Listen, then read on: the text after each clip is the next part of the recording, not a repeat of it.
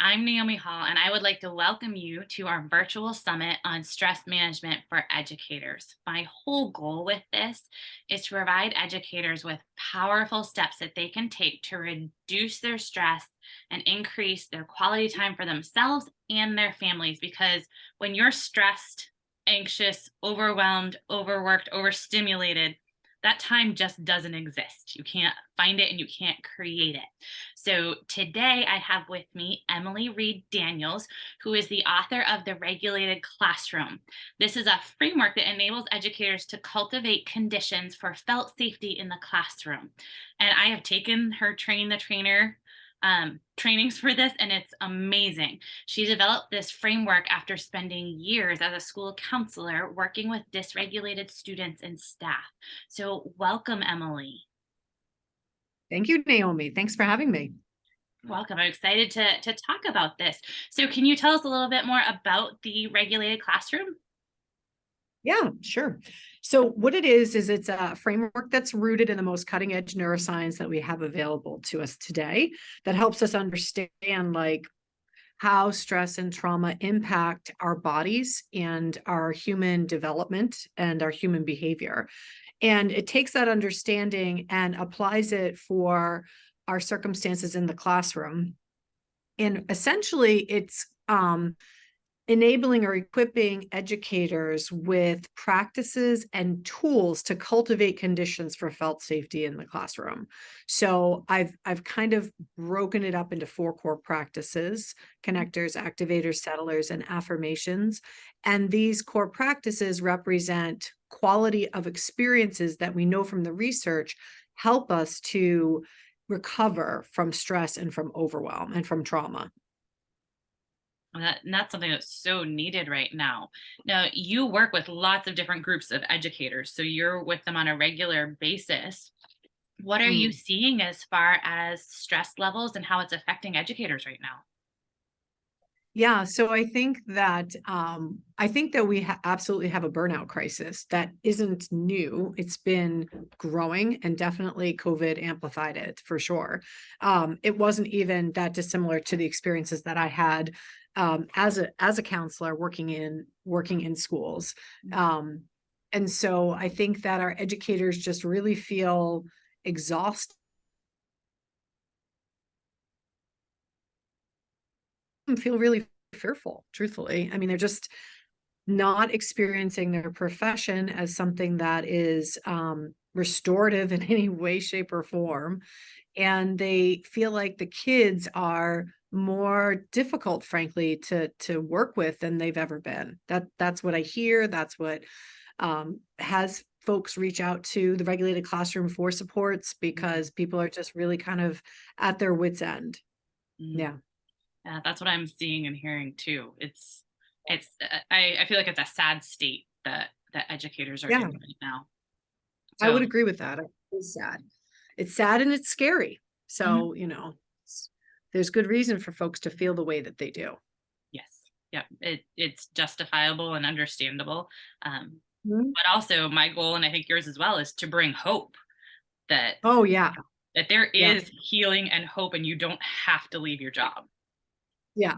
Especially if I think for me, I think I recognize now that not only do I want to instill hope in folks that I work with, but I also want to um, help people feel like it's not just doom and gloom. You know what I mean? That it's not only is it not doom and gloom, but that there's actually an opportunity here to sort of shake up the system, if you will, a Mhm. bit, and to embed within the classroom environment opportunities for meaningful connection and regulation. And really, the way that people have been working in the system for a long time, it's not left a lot of room for that. It's been Mhm, hyper mhm, focused on performance and achievement and mhm. test scores and benchmarks and all of those things. And we're really suffering because of that, because we've created such a pressure cooker in education that, and people still are hearing that. They still have administrators saying, well, where are your test scores at? Or where are your kids at? Are they on level yet? Or are they not? And so it's just kind of crazy making. And so in some ways, when folks engage in the framework, the regulated classroom framework, not only are they creating greater opportunity for themselves to experience regulation and co-regulation with the kids, but they're also actively disrupting the system, right? Because they're holding space and time for what's needed instead of what's demanded. Hmm. I love that. It really is system disrupting. Yeah. And we I- have to do it. We have to do it because, you know, people international trauma conference that he hosts every year in Boston. And some of the audience members, you know, so like big names were presenting there, folks like Gabor Mate and obviously Bessel and many others. And you know, you see have at times people standing up and asking questions, and a lot of times folks will ask the question or make comments that in it within the comment there is the embedded assumption that someone's coming to like fix our systems, like Mm, that if we scream enough or if we say enough, like this is so broken, this is so not right. And I couldn't agree more. Like we really have some work to do here, right? But they're waiting for a savior to show up or for someone to come and rescue us. But that's not how our systems function. Our systems, we co-create, whether we believe that or not, we are co-creating them. And so it takes kind of a critical mass of us to try and shift not only our paradigm and our beliefs, but also our practices and our behavior in order to help that system shift too. You know what I mean? We so need that right now. So I'm like all about encouraging people to do this, to take care of themselves and their kids right in the moment, right in the moment. and like that, what I love about that is when you do that, the test scores and the other things will come. 100%. Like, 100%. I mean, that stuff takes time to follow for sure. I mean, this is no panacea, right. but the reality of it is that like we're in a bad state and we need opportunities to recover. And there is absolutely no way to do that without prioritizing human well-being. There's no way to truly recover without doing that. And we've tried, and definitely in many past experiences, collective trauma experiences, we've definitely pushed through and not done the things that we needed to do to prioritize our well-being, and we've suffered for it, you know what I Mhm, mean? I mean, mhm. you know, there are huge complications or consequences in human well-being and in our country when we don't prioritize what needs to be prioritized to recover. So yeah, I'm like always encouraging people to just actively disrupt by doing what they need for themselves and for their students. Yeah, that's important. So, how can the principles of self regulation help the educators with stress? Because I know you're saying Well, like you work with your kids and yeah. yourself, right? Yeah. So the thing about it that I think is maybe a little bit of a myth or misnomer is that we can self-regulate ourselves out of all stressful truth. It's more that we oftentimes do need a co-regulation experience to kind of help our bodies shift out of a state of defensiveness or protection. And so really what I'm trying to do for educators is twofold. One, through my training experiences or my professional development experiences, I'm trying to help them actually experience felt safety. So give them that experience themselves of getting co-regulated with me. You know, Mhm. I'm showing up as that safe being and then offering to them lots of different ways of being together to see what kind of really lands for their nervous system. And that's what you experienced, Naomi, and you saw how powerful that was in a group experience. But then I'm doing that in order to train them experientially on how they can do that in their own classrooms. Mhm. Because for me, when I come out of a training, I am like, it's such a great feeling to know that I've had those co-regulatory experiences with others. Like it's very edifying and it's Mhm. also really deeply recovering for me in my own nervous system. It's the things that I Yes. needed to have done more of when I was a counselor. I did do them, but I did because I didn't understand the things then that I understand now. But Yeah, so going back to what you're saying, I'm trying to help educators essentially multiply their co-regulation experiences because that has such huge benefit for their nervous systems. Mhm, And over time, yes, I mean, it's true that the more regulated you are, the more easily you'll find your way to some self-regulation. And we all do things even unconsciously to help us regulate mhm, during the course of a day. mhm. But I'm not regulation because it's something that we need throughout the lifespan. We need it throughout the course of our lives. Yeah, and I gotta tell you, like, that training, kinda like you said, like, it's regulating for you. I have to say, Yeah. normally when you go to a training, you leave so exhausted from sitting and taking in, and you provide such an active training that, like, I Mhm. left excited and rejuvenated rather than drained from being there. And that is literally what that is to me, that is the definition of success. And I feel like, can you imagine? And I know that this is true because we're seeing the data from it.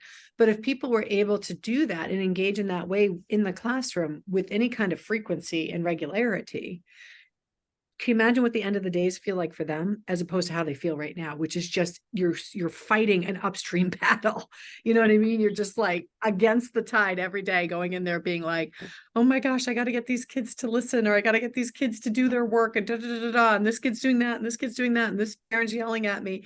You know, it just feels so hopeless, Mhm. frankly, and exhausting just to even think about it, you know? So yeah, I know that it's possible. I know that recovery is possible, and I know that healing is possible, but we have to prioritize certain kinds of conditions in order to make those things be true. Yeah, that is great. So, for our educators that are watching, what are your, like, top 2 to 3 tips for them for reducing their stress, managing their stress, self co-regulation, all of that? It's a great question. And I think first things first, it's really important for folks to figure out for themselves if, you know, it's really important for folks to be aware of their response system or their stress experience. So like, you know, that's what I work on a lot with folks is just helping them to kind of walk into awareness about when they're experiencing stress in their body. Mm. Mhm, And I know that that sounds strange. Like, how could noticing stress in your body reduce your experience of stress? But the truth of the matter is that the more we're aware of our nervous system getting activated, mhm, the more we can then notice when it's subtly shifting. And that's mhm, really important. I kind of feel like that's where the glimmers of hope come from, is kind of noticing that tension as it builds or exists, and then the slightest bit of release from it, mm, right? I feel mhm, like that starts to happen. The second thing I would say is, do you have your people? Like, do you have people within your building that you genuinely connect with that are make you feel better when you're done being with them? And this is like a really mm, important point that I want to make actually, because this is very alive in the research. And it's a question. It's first of all, it's something that was definitely a part of my experience as a counselor, meaning that when I worked in schools, I folks, I mean, I connected easily with others and built relationships fairly easily, but there were some people that whenever I was with them, like we circled the drain of hopelessness and suckiness. And there mhm, were times when I kind of needed that sort of validation, if you will, that mhm, things were hard. But I went away from that interaction not feeling good. mm, And that matters. So it's like know who you have around you that actually helps you to experience a state of either joy or genuine safety, um, you know, hopefulness. Like it makes a difference. mhm, mhm, Part of our biology, but we can kind of tend to gravitate towards negativity mhm, because it's a natural protective mechanism within us, meaning like people that tend to have more negative outlook on life, it's because they've been wounded in ways, right? And so our own bodies are like, well, do we have to be concerned about that? Are we going to get wounded in that way? Are we going to struggle in those ways too? And so we can gravitate towards that negativity to make sure that we can accurately assess like the threat of it. But ultimately, it ends up leaving us in a more negative place. So I think being aware of that, and just also our own sort of um, negativity. And don't get me wrong, anybody who knows me personally knows that I can bitch with the best of them. But I think that it's important too. Anyone who knows me really also knows that I can really get regulated, and I am a regulating presence for folks. So that balance is important. And then the third thing I would say is find what what's the one song that when you hear it, you're like, oh my God, I love this song. Like, I love this song. Like, find that one song Mhm. and please start playing it in your class. Or even in whatever it is you do. Like maybe you're a school pathologist, or excuse me, a speech pathologist, or you're an occupational therapist or something. And right now you're just kind of used to the habit of working with students individually or in small groups. Maybe you're a classroom teacher and you're just working used to kind of like the schedule of your routine of your day. Bring in your music, and in particular bring in that one song to start with. And Mhm. when you do that, I want you to really pay attention to what happens in your body. Mhm. What happens in your shoulders? What happens in your chest? What happens in your belly? Because music has such great potential to help us get regulated. Most of us go to music to get regulated. But music is a specific sensory preference for folks. So um yeah, that's just like a little that's a way. So then that's kind of like a sandwich. Like you're going to notice when you're stressed and Mhm. notice what's happening in your body. Mhm. And then you're going to notice who you surround yourself with and Mhm. how being with them affects the inside of your body, the visceral experience inside your body. Mhm. And then I want you to pick a piece of music that you're going to intentionally haven't yet been bringing into the classroom. And I want you to bring it in and notice again what happens on the inside of your body. If you can do those three things right there, you're going to be walking your way towards the beginning of healing for Mhm. you and your students. Oh, I love those. Those are so impactful, but so simple to do. I feel like we can all do those. Right? Yeah. Because this stuff is like, it really is, it's, we forget that like at the end of the day, like we've been around as a human species for thousands upon thousands of years. And back then we didn't have therapists, we didn't have research, we didn't even have schools like we do now, Mhm. right? So our our bodies and our brains and our beings are made to survive and to made to recover. That's actually part of our biology. And so it shouldn't have to be complicated to get onto the road of recovery, right? Because honestly, it would have threatened the species if it had been so difficult to recover. So yeah, I want to keep it as easy and simple and not feel too overwhelming for folks too. Yeah, I love that. And I can say like your number two is something I've really worked on in like the last year of Mm, just noticing friendships, the filling friendships and the draining friendships. I love these people, both groups. yes. Oh, yes. I mean, I am definitely somebody who earlier in my years too was drawn to people who I now would call edgy. Like, I love edgy people, people that are just like they're smart and they just say it like it is, and there's just an edge to them. Love those people, totally get drawn to those people, but I have a little bit more understanding about my boundaries now around those folks, because there's a part of me that's that way. Mhm. But I can't spend too much time Mhm. too edgy because they get so easily defense mobilized that they can threaten my own felt safety. But that's a whole nother thing. So, but yeah, no, I think it's important to be aware of who we're drawn to and why. And really, how do we end up feeling when we're done with spending time with them? Mhm. How do they leave us? Because I do think there's a role that we take, there's a certain level of autonomy that we have to acknowledge um about the amount of toxicity that's in our lives. I mean, there's some things we cannot control, but there are other things that we can, and as well. Yeah. Yeah. So a lot there's I say it all because there's a lot of toxicity right now in our schools. and for good reason, for good reason. People are hurting, people have suffered, people are struggling, they're overwhelmed, the kids are off the hook, like good reason. But it's also like, okay, so how do we turn the tide of that, you know? Yep, absolutely. I love that you're turning it in a positive direction, um, and working from that. So you have a free gift for our audience, right? In the guidebook that I have, which is a pretty standalone comprehensive resource. It's on the website. If you sign up for the newsletter, you get 10% off on the website. But the guidebook contains a brief description of the research and the science that underlies the framework. And then really the guidebook is chock full of those 4 core practices I mentioned: connectors, activators, settlers, and affirmations. And so it's like 75 plus practices to do with students in the classroom, Mm, facilitate that experience of co-regulation and felt safety. And so folks just, they love it. They eat it up. They feel like it's just because people are always asking that question of like, what am I supposed to do? And they feel like this is that practical, what are you supposed to do kind of thing. yeah. And so if they order a guidebook, we will send along with it. We've developed a self-directed study guide for it, that you could do like in a book group.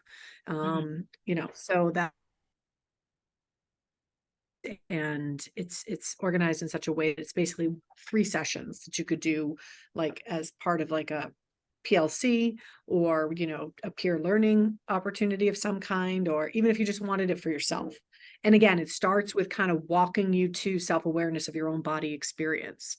So yeah, I think folks will enjoy that. Yeah, that's fantastic. Thank you so much. And then I just have 3 questions I didn't prep you for that are just kind of a fun way to end. Um, Sure. so, what are you currently watching, reading, and listening to?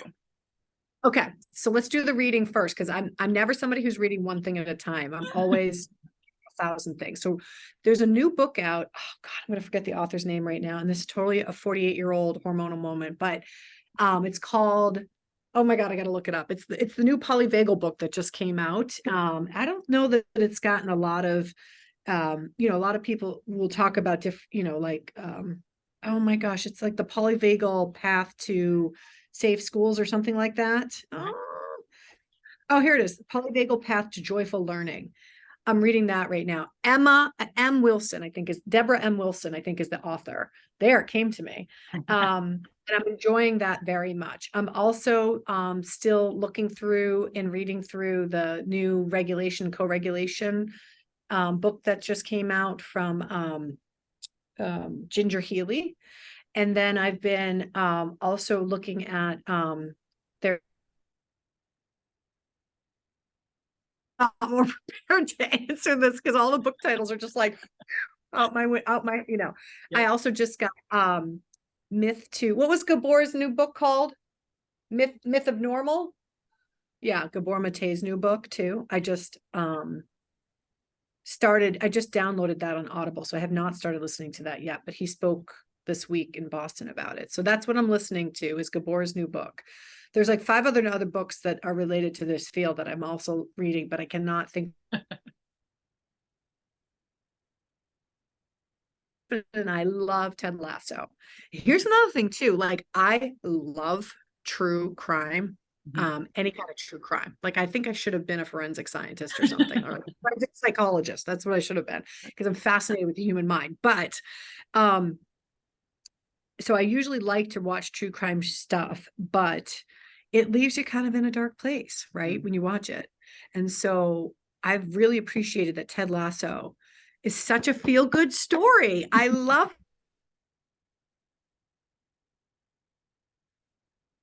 Call of the Midwife is another one of those that's like a feel good kind of, and it's so rare to kind of come across sort of TV now. But Mhm. when I want to feel better and just sort of lighter, I find that I need to watch things that are like that. But don't Mhm. get me wrong, I've still got to completely nerd out on my like, you know, John Gacy like Netflix documentary, which is so disturbing if you haven't yet seen it, but really good. And what are you watching? Um, so I like the crime dramas and stuff like that, but Yeah, oh my goodness, I get love sucked that. in. sucked in. But Oh, right those now is good. I'm on like the humorous side of that right now. So I'm doing what am I watching? I'm actually rewatching it. Chuck. So Oh, I don't know. I haven't heard okay, of that one yet. he's like basically oh, what's it called at Best Buy? The Geek Squad. He Oh, yeah, basically yeah, runs yeah, the yeah. Geek Squad but gets recruited by the CIA. Oh, So hilarious. That actually makes good sense. yeah. So it's called Love like that. he works for the Dirt Herd and like, was never meant to be a CIA agent, but he becomes one by accident. And By it's just happenstance. I kind of hope that happens to me at some point. right. You're like, just recruit me. I know, right? Like I could really give you some great insight into with polyvagal theory about why people are serial killers. Like, I'm not kidding. Like, I really feel like I could do some stuff like that. And I don't know Yeah. if So I'm that, sure there are much more qualified people who actually do that, yeah. So um, it gives but yeah, me the like drama and action with the humor and lighthearted side of yeah, things. yeah, Yeah. totally. That's Oh, what I I'm. thought of another one other book too that I just finished recently that's really good called Minding Bodies. I think Sarah Harrach, Hrach is the and that's also a really good one as well. But I try to stay really current with what's in the field right now and what's being published and what's being talked about. I feel like that's sort of my, that's my duty is to know Mhm. what is the research saying. And interesting enough, sometimes it really shifts. So, but I love seeing more and more resources for the somatic perspective. That's Mhm. what I call it, in how trauma, stress and trauma impact development in human experience and human behavior. So I love That's nerding out. Yeah, it's Yeah. fun. I love it too.